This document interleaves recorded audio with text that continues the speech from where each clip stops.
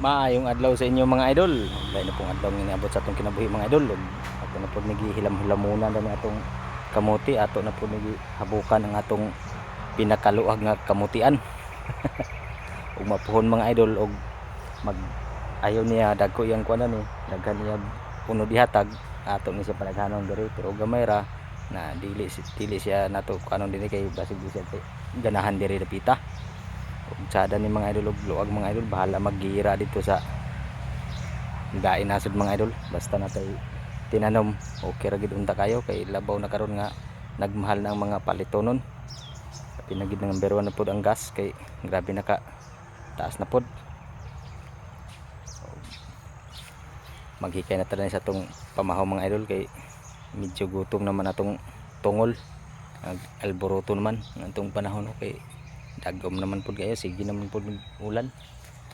Okay mga idol, thank you for watching. God bless you all. Punal ra.